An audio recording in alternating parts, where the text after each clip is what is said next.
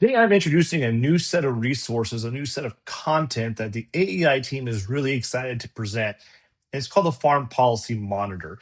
Ag policy is really important to the overall health of the farm economy. There's a lot of programs, they're putting a lot of uh, revenue, a lot of income, a lot of dollars into the farm sector.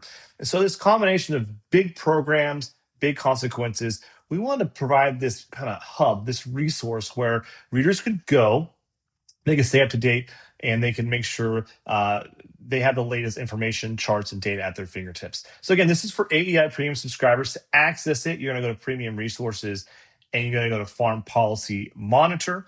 There's a dedicated link there as well. So here we have the first edition, the inaugural edition for the Q3 update. There's 3 or 4 resources here I want to point out. The first one is the memo discussions, and this one is the beginning. So it's a bit of a foundational building exercise. So we have 3 memos. These are a PDF. You can click here to read more. And the idea here is we want to provide just a little bit of an insight, a little bit of background to what we see as key issues as we start the third quarter of 2026.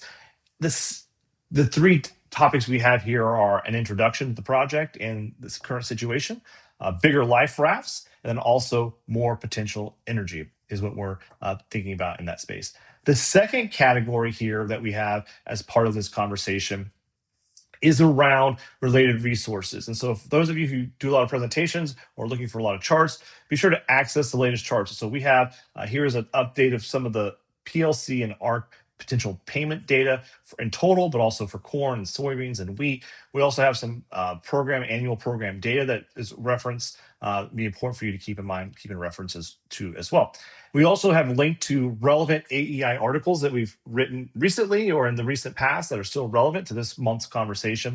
And then we have this primer section where we're going to put together a set of resources. So if you're new to the ARC and PLC program, or if you want to make sure you understand some of the mechanics behind that, you can access those resources as needed. I want to talk just a little bit about what we covered here in part 1, 2, and 3. Some of the big issues that we have covered here in part 1 is a conversation a little bit around what's been going on the latest with ARC and PLC programs. There's some potential payments coming from 2025 production that are going to be made in the fall of 2026.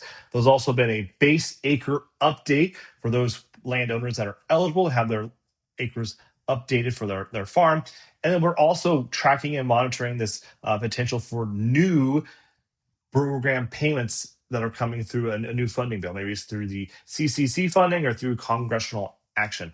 Not completely clear yet how that's going to play out and to set out. The second article here is titled Bigger Life Rafts. And one of the things that we want to talk about here is how big these direct farm payments have been and some of the implications of them as they have started to move forward. And then we wrap it up with this idea about we want to make sure that producers are using these as a risk management tool, as a bit of a life raft to help them get the safe harbor to better times, and not building a business model around planning on using these as a regular revenue source, as a regular type of exercise. And finally, on the third monitor article I encourage you to read is we talk about this idea of potential energy versus kinetic energy.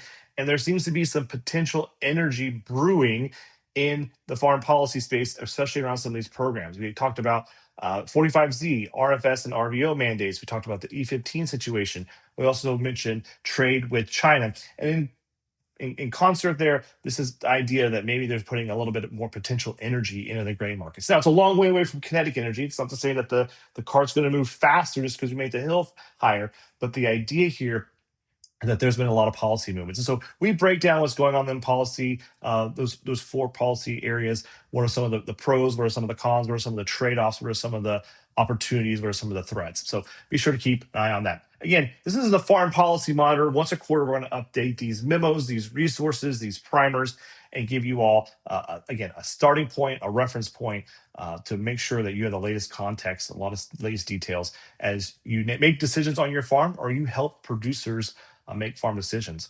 That's all we have time for this quarter. In the meantime, stay curious